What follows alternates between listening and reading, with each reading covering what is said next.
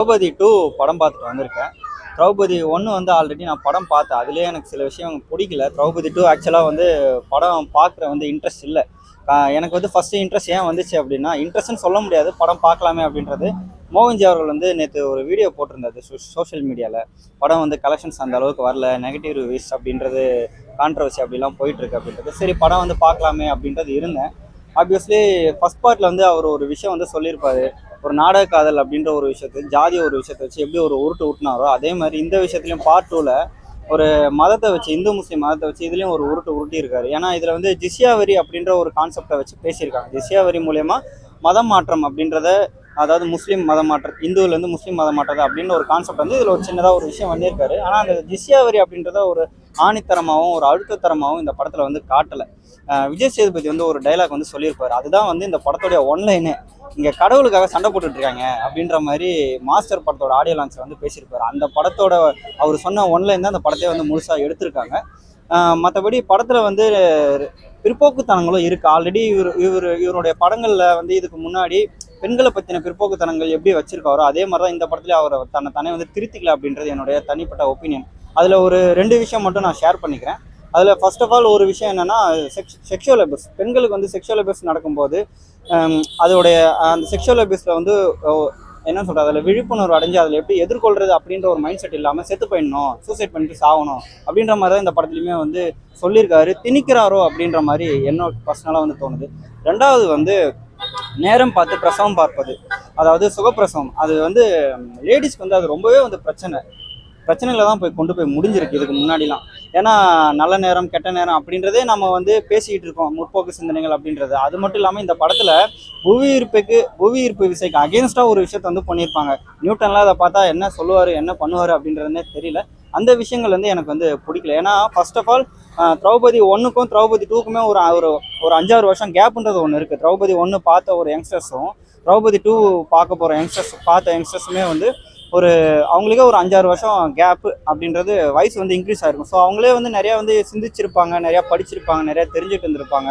So அதனால கூட திரௌபதி 2க்கு வந்து கூட்டம் வராமல் இருந்திருக்கலாம். ஏன் இவர் திருப்பி வந்து இவ்வளோ கிரிஞ்சாகவும் பூமராகவும் எடுத்துகிட்டே இருக்காரு, வரலாறு படம் எடுக்கிறேன், வரலாற்றில் இப்படி தான் இருந்துச்சு அப்படின்னு வந்து சொல்லலாம். இருந்தாலுமே என்னதான் ஒரு ஆணித்தனமான ஒரு வரலாற்று படம், இந்த படங்கள் இல்லை வேறு ஏதாவது ஒரு வரலாற்று படங்கள்னு ஒன்று எடுத்தாலுமே அந்த வரலாற்று படம் வந்து நமக்கு முழுசாக அது தெரியுமா தெரியாதா அப்படின்றது இங்கே வந்து ஒரு 100 பேரை நிப்பாட்டி வச்சு கேட்டாலும் அதில் ஒரு 99 பேரும் கரெக்டாக சொல்ல மாட்டாங்க. ஸோ அப்படின்ற பட்சத்தில் அந்த காலத்தில் உண்மையிலே இப்படி தான் இருந்தாங்களா அப்படின்றத யாராலுமே வந்து ப்ரூவ் பண்ணியும் காட்டவும் முடியாது. அதை ப்ரூவ் பண்ணி காட்டணும். திரௌபதி 2 வந்து பார்த்தோன்னா, ஏதாவது முந்தைய எடுத்த மோகன்ஜி படத்துக்கு இது வந்து கொஞ்சம் பார்க்குற மாதிரி தான் இருக்குது. எதுலேயும் வந்து பார்த்தோன்னா இந்த ஸ்லோ மூமெண்ட் அப்படின்ற மாதிரி இல்லை, கொஞ்சம் ஃபாஸ்ட்டாக தான் போகுது. செகண்ட் ஹாஃப் வந்து தான் கொஞ்சம் வந்து லேக் அடிக்கிற மாதிரி இருக்கும். பட் ஓகே, ஒன் டைம் பார்க்குற மாதிரி இருக்கும். ஆனால் இதில் சொல்லக்கூடிய வந்து கருத்து வந்து எப்படி சொல்லியிருக்காங்கன்னா, அதாவது எல்லாருமே வந்து பார்த்தோன்னா ஒரு எப்படி சொல்லலாம், ஒரு குறிப்பிட்டவங்களை வந்து பார்த்தோன்னா இருக்கிற மாதிரி அந்த மாதிரி எதுவும் பண்ணாமல், ஸோ இது ஒரு வரலாறு, வீர வள்ளலார் அப்படின்ற ஒருத்தரோட வரலாறை வந்து பார்த்தோன்னா இவ்வளோ சுவாரஸ்யமாக சொன்னது ஒரு நல்ல விஷயம்தான். இந்த படத்தில் ட்ரை பண்ணியிருக்கிறாரு மோகன்ஜி, வந்து ஒரு பேன் இந்தியா லெவலில் வந்து பண்ணலாம் அப்படின்னு ட்ரை பண்ணியிருக்காரு. ஆனால் அது வந்து முழுசாக திருப்தியாக நடந்துச்சா அப்படின்னு கேட்டோன்னா அதுதான் இல்லை. ஏன்னா அது இன்னும் கொஞ்சம் பெட்டராக பண்ணியிருந்துருக்கலாம். கொடுத்த பட்ஜெட் என்னமோ கம்மியான்னு தெரியல, ஆனால் ரொம்ப வந்து பார்த்தோன்னா ஏதோ வந்து ஒரு பேன் இந்தியா மூவி பார்க்குற அந்த ஒரு ஃபீல் மட்டும் கிடைக்கவே மாட்டேங்குது. ஏதோ வந்து வெறுமனே எடுத்த மாதிரி தான் இருக்குது. அதை மோகன்ஜி வந்து அடுத்த படத்தில் வந்து திருத்திக்கணும் அப்படின்றத நான் சொல்ல வரேன். ஜிப்ரான் மியூசிக் வந்து ஓகே, அதாவது நம்ம வந்து ராட்சசன் இந்த மாதிரி படம்லாம் எதிர்பார்த்து பண்ண ஜிப்ரானோட இந்த படத்துக்கு தேவையான, ஆனால் ஒரு சாங் வந்து ஒரு நல்லா இருக்குது ப்ரோ. அந்த சாங் வந்து ஒரு கான்ட்ரவர்சி இப்போ ரீசெண்டாக ஆச்சு, சின்மை அவங்க பாடலன்னு சொல்லிட்டு. ஆனால் பட் அந்த சாங் வந்து கேட்கும்போது ரொம்ப நல்லா இருந்தது. ஸோ இந்த படத்தில் வந்து என்ன ஒரு நெகட்டிவ் அப்படியே எனக்கு தோணுச்சு அப்படின்னா, விஷுவல் அப்பீலிங்ஸ்லாம் இன்னும் வந்து இந்த படத்தில் பண்ணியிருக்கலாம். ஏன்னா இது வந்து பார்த்தோன்னா அதுக்கு நிறையா ஒர்த்தபுளான சீன்ஸ்லாம் நிறையாவே இருந்துச்சு. ஸோ அவங்க நினச்சாங்க அப்படின்னா அந்த சீனில் வந்து ஒரு பாகுபலி மாதிரி ஒரு பிரம்மாண்டமாகவும் அந்த மாதிரி ட்ரை பண்ணியிருக்கலாம் கண்டிப்பாக. ஸோ அவங்க வந்து இதை பண்ணாமல் விட்டதுனால இது ரொம்ப நெகட்டிவிட்டிவாக தான் தெரிஞ்சிச்சு. ஸோ அதை பண்ணியிருந்தாங்க அப்படின்னா சரி, வந்து இவர் மேலே இருக்கிற அந்த பின்பம் வந்து பார்த்தோன்னா கொஞ்சம் வந்து நவுந்திருக்கும் அப்படின்றதான் சொல்லணும். ஆனால் இது வந்து ட்ரை பண்ணியிருக்கலாம். அவர் ஓப்பனா சொல்லணும்னா அவர் பேன் இந்தியா லெவலுக்கு ஒரு படம் பண்ணுறேன் அப்படின்னு தான் இந்த படம் பண்ணியிருக்கிறாரு. இதில் வந்து கிராஃபிக்ஸ் இதெல்லாமே பண்ணியிருக்கலாம் அவர். ஆனால் அது வந்து அதுக்கு ஒரு முக்கியத்துவமே கொடுக்கல இவர். ஓப்பனாக வெறுமனையாக ஒரு படம் எடுத்த மாதிரி பண்ணலாம். ஓகே, படம் பார்க்கலாம் மொத்தத்தில். அவர் ஆக்சுவலாக ஒன்று சொல்ல போனால் நான் வழக்கமாக சொல்கிறது தான், இந்த படத்தில் அவர் கொஞ்சம் இன்னும் வந்து பார்த்தோன்னா அவர் ஆக்டிங்கிறது கற்றுக்கணும் அப்படின்றதா சொல்கிறேன். ஏன்னா நட்டி நடராஜனுக்கு வந்து பார்த்தோன்னா இந்த படத்தில் கேரக்டர் இல்லைனாலுமே கூட அவரால் முடிஞ்ச கேரக்டர் சூப்பராகவே பண்ணியிருப்பார்.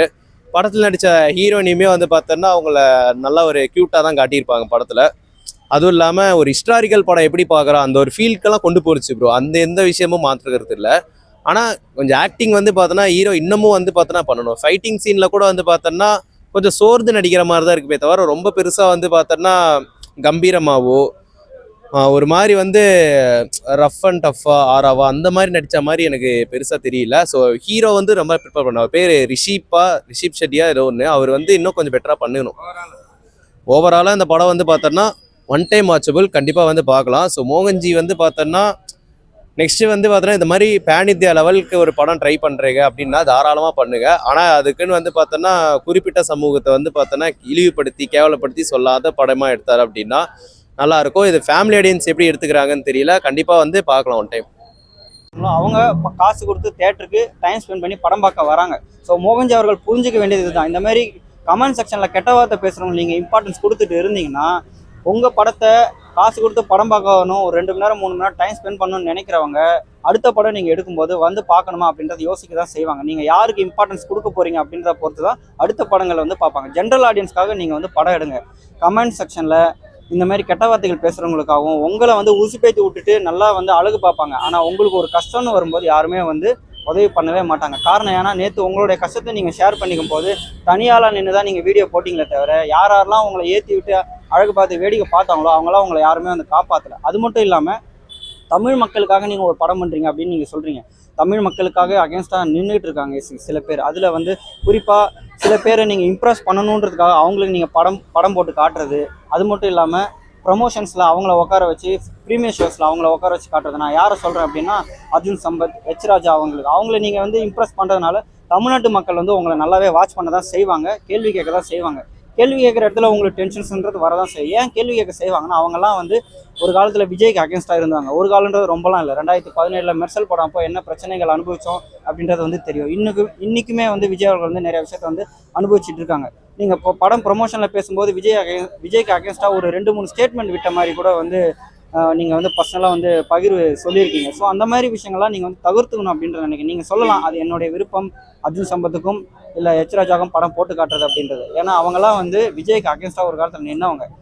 சிம்பிளாக அவங்க வந்து விஜயோட மதத்தை வந்து குறிப்பிட்டு பேசினாங்க. விஜய் அவர்களை ரொம்பவே வந்து கொச்சையாகவும் தேவையில்லாமல் ஒரு வார்த்தைகளை வந்து பேசுனதுனால தமிழ்நாட்டு மக்கள் வந்து எந்த அளவுக்கு அவங்க சப்போர்ட் பண்ணுறாங்க. இல்லை மேக்கிங் வந்து ரொம்பவே வந்து போராக தான் இருக்குது. நான் கூட வந்து பாகுபலி கூட கம்பேர் பண்ணி அப்படின்றது வந்து சொன்னாங்க உள்ள. ஆனால் படம் பார்த்துட்டு வரவங்க உண்மையிலே நான் சொல்கிறேன், இது வந்து மோகன்ஜி அவர்கள் பார்ப்பாரா என்னன்றது எனக்கு தெரியல. சப்போஸ் பார்த்தா அவர்களுக்கே நான் நேராக சொல்கிற மாதிரி தான். உங்கள் படத்தை பார்த்துட்டு வரவங்க ரிவ்யூன்னு சொல்கிற பேரில் உங்களை வந்து ஏமாற்றிட்டு தான் இருக்காங்க. நல்லா இருக்குன்னு உண்மையிலேயே உங்களுடைய குறைய உங்களுக்கு நேராக சொல்கிறதும் இல்லை வீடியோ மூலிமா உங்களுக்கு தெரிவிக்கிறதும் உங்களுடைய தவறு அவங்க தான் வந்து சுட்டி காட்டி நீங்கள் நல்லா இருக்கணும்னு நினைக்கிறவங்க. ஸோ இப்போ நான் பேசுகிறேன் அப்படின்னா உங்களுக்கு அகேன்ஸ்டாக பேசுகிறது அப்படின்றது கிடையாது. ஏன்னா மோகன்ஜி அவர்கள் மேலே வந்து நிறைய ப்ளஸ் பாயிண்ட் அப்படின்றது இருக்குது. ஏன்னா அவர் வந்து ப்ரொடியூசருக்கு வந்து லாஸ் இல்லாமல் அவருடைய ப்ரொடியூசர்ஸ் சைடில் காசெல்லாம் ஏமாற்றாமல் நல்லா ஒரு ப்ராஜெக்டை வந்து குறிப்பிட்ட நாளில் படம் பண்ணி தராரு அப்படின்றத நான் வந்து கேள்விப்பட்டிருக்கேன். ஸோ அந்த வகையில் மோகன்ஜி அவர்கள் வந்து படம் பண்ணக்கூடாது அப்படின்ற ஒரு விஷயத்தெல்லாம் நான் ஒன்றும் பேசல. அவரும் வந்து படம் பண்ண எல்லாருமே இங்கே வந்து படம் பண்ணுறாங்க. பட் நீங்கள் நேற்று வந்து உங்கள் கஷ்டங்களை நீங்கள் ஷேர் பண்ணிக்கும் போது பொதுமக்கள் அப்படின்ற ஒரு வார்த்தையை விட்டீங்க. ஸோ அந்த பொதுமக்கள் தியேட்டருக்கு வரணும் அப்படின்னா நீங்கள் பொதுவாக படம் எடுக்கணும். நீங்கள் குறிப்பிட்ட சமூகத்துக்கு சேர்ந்து நீங்கள் படம் எடுத்தீங்க அப்படின்னா அந்த குறிப்பிட்ட சமூகம் என்ன பண்ணுவாங்க அப்படின்னா அவங்கள தானே போற்றி கொள்வாங்களே தவிர மற்ற சமூகத்தை அவங்க வந்து திட்டுறாங்க. அதுக்கு அகேன்ஸ்டாக நீங்கள் படம்னு எடுத்து தியேட்டருக்கு ரிலீஸ் பண்ண வந்தாலே அது நல்லாவே இருந்தாலுமே சரி எதிர் விமர்சனம் அப்படின்றத வைக்க தான் செய்வாங்க. அந்த எதிர் விமர்சனம் வரும்போது கமெண்ட் செக்ஷனில் அசிங்கமாக திட்டுறதும் கேவலமாக திட்டுறதும் அப்படின்றது வந்து அடுத்து உங்கள் படத்தை பார்க்கக்கூடாதோ அப்படி. ஏன்னா அந்த கமெண்ட்ஸ் எல்லாருமே பார்க்குறாங்க, சோஷியல் மீடியான்னு வரும்போது அது எல்லாருமே பார்க்குறாங்க. ஸோ அந்த மாதிரி விஷயங்கள் வரும்போது ஆடியன்ஸ் அப்படின்றது உங்கள் படத்துக்கு குறைய தான் செய்யும். ஸோ இதெல்லாம் நீங்கள் கரெக்ஷன்ஸ் அப்படின்றத வந்து பண்ணிக்கணும். அடுத்த படத்தில் இது திருத்திக்கு வர அப்படின்னு அடுத்த படத்தில் திருத்திக்கு வரா அப்படின்றது கேட்டால் இது வந்து படம் மேக்கிங். நம்ம தமிழ்நாட்டு மக்களை பொறுத்த வரைக்குமே ஒரு படம் எடுக்கிறாங்க, சோஷியல் அவேர்னஸ் படம் எடுக்கிறாங்க அப்படின்னா டேரக்டரை வந்து பர்சனல் லைஃபோட கனெக்ட் பண்ணி பார்ப்பாங்க. பர்சனல் லைஃப் மீன்ஸ் அவர் வந்து இன்டர்வியூஸ் வந்து எப்படி கொடுக்குறாங்க, சோஷியல் அவேர்னஸ் வந்து எப்படி பேசுகிறாங்க அப்படின்றதெல்லாம் வந்து ரொம்பவே வந்து பார்ப்பாங்க. ஏன்னா மோகன்ஜி அவர்கள் வந்து பட்டுன்னு வந்து டெம்ப் ஆயிடுறாரு. ஏதாவது அவர் பற்றின குறை ஏதாவது ஒன்று சொன்னால் இன்டர்வியூலேயே சொன்னால் உடனே நானும் ரெக்கார்ட் பண்ணிக்கிறேன் அப்படின்ட்டு அவர் வந்து மொபைலை வந்து எடுத்துக்கிறார். இந்த மாதிரி ஒரு இன்சிடெண்ட்டை எந்த டேரக்டருமே பண்ண மாட்டாங்க. ஏன்னா அப்பேற்பட்ட பிரம்மாண்ட இயக்குனர் சங்கருக்கே வந்து இன்னைக்கு என்ன நிலைமை, இந்தியன் 2 படத்தை வந்து எந்த அளவுக்கு ட்ரோல் பண்ணாங்க அப்படின்றது இருந்துச்சு. ஆனால் அவர் அந்த செயலை பண்ணாரா? நான் வந்து யூடியூப் சேனல் மேலே தான் நான் குறை சொல்ல போகிறேன், நான் வந்து யூடியூபர்ஸ் மேலே தான் வந்து குறை சொல்ல போகிறேன், படம் பார்த்துட்டு வெளியில் வரவங்க யூடியூபர்ஸ் அவங்களெல்லாம் தேட்டருக்குள்ளே அலோவ் பண்ணக்கூடாதுன்ட்டு அவர் வந்து சொல்லவே இல்லை. தன்னைத்தானே தவறு திருத்திக்கிறேன் அப்படின்ட்டு என்னுடைய தப்பு என்ன அப்படின்றத வந்து அவரும் பண்ணிக்கிட்டு இருக்காரு. அதுக்கு இன்னொரு எக்ஸாம்பிள் வந்து கங்குவா படத்தில் சிவா டைரக்டர் அவரும் எவ்வளவோ அஜித் படத்தோட வரிசையாக எடுக்கும்போதே அவங்க வந்து கிண்டல் பண்ணிட்டு இருந்தாங்க. அப்படி இருக்கிற பட்சத்தில் கங்குவா படம் எந்த அளவுக்கு ட்ரோல் ஆச்சு அப்படின்றது தெரியும். அவ்வளோ பெரிய பட்ஜெட்டில் போட்டு படம் எடுக்கிற அந்த டேரக்டர்ஸே வந்து அகேன்ஸ்டாக எதுவுமே பேசல. சரி தன்னைத்தானே நான் திருத்திக்கிறேன் அப்படின்ற மாதிரி தான் அவங்க போகிறாங்க. ஏன்னா தேட்டருக்குன்னு வரும்போது 150 ரூபாயோ இல்லை 200 300 படம் பார்க்க வராங்க. வெறும் 300 200 மட்டும் செலவு பண்ண மாட்டாங்க. அந்த தேட்டருக்கு வர வழியில் எவ்வளோ செலவு பண்ணிட்டு வருவாங்க, 2 மணி நேரம் இல்லாமல் அடிஷ்னலாக அவங்க எவ்வளோ டைம் ஸ்பெண்ட் பண்ணிட்டு வருவாங்க, அதெல்லாம் வந்து மக்கள் பார்ப்பாங்க. அதை படம் எடுக்கிறவங்க நீங்களும் அதை யோசிச்சு படம் எடுக்கணும். ஓவரால் ரேட்டிங் வந்து 10க்கு நான் மைனஸ் மார்க் தான் தருவேன். நான் ரேட்டிங்கே தரல, 10க்கு நான் மைனஸ் மார்க் தான் தருவேன். ஏன்னா மேக்கிங் வந்து கொஞ்சம் போராக இருக்குது.